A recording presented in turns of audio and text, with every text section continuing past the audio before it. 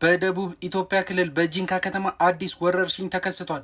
ምልክቶቹን መጨረሻ ላይ ስለምነግራችሁ ሳታዳምጡ እንዳታልፉት። በደቡብ ኢትዮጵያ ክልል የሄሞራጂክ ፌቨር የተሰኘ በሽታ መከሰቱንና እስካሁን ድረስ 8 ሰዎች እንደተጠረጠሩ የጤና ሚኒስቴር አስታውቋል። በአሁኑ ወቅት በደቡብ ኢትዮጵያ ክልል በጂንካ ከተማ ምንነቱ በመረጋገጥ ላይ ያለ የሄሞራጂክ ፌቨር በሽታ መከሰቱን የቅኝት መረጃዎች አመላክተዋል ሲል የጤና ሚኒስቴር አስታውቋል።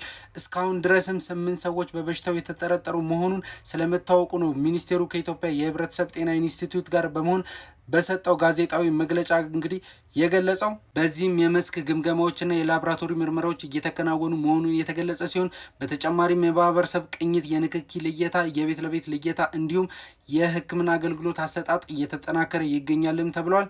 በመሆኑ መላው ህብረተሰብና የሚመለከታቸው ባለድርሻ አካላት ሚኒስቴር መስሪያ ቤቱ ሌላ ተጨማሪ መግለጫ እስኪሰጥ ድረስ ለመከላከል የሚከተሉትን ምክረ ሀሳቦችና የጥንቃቄያዊ ተግባራት እንዲያደርጉ አሳስበዋል። ማሳሰቢያዎቹም እኚህን ይመስላሉ። በአፍ በአፍንጫ እና በሌሎች የሰውነት ክፍሎች የመድማት፣ ትኩሳት፣ ማስቀመጥና ማስመለስ ምልክት ሲኖር ወደ ህክምና ተቋማት መሄድና በወቅቱ የላቦራቶሪ ምርመራ ማድረግ።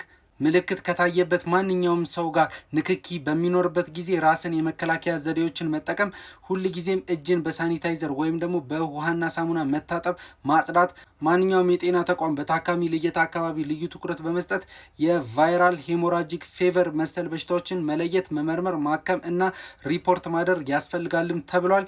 ሚኒስቴር መስሪያ ቤቱ በተጨማሪ መረጃዎችን ወደ 8335 እና 952 ነጻ የስልክ መስመር በመደወል ማግኘት እንደምትችሉም ጠቁሟል።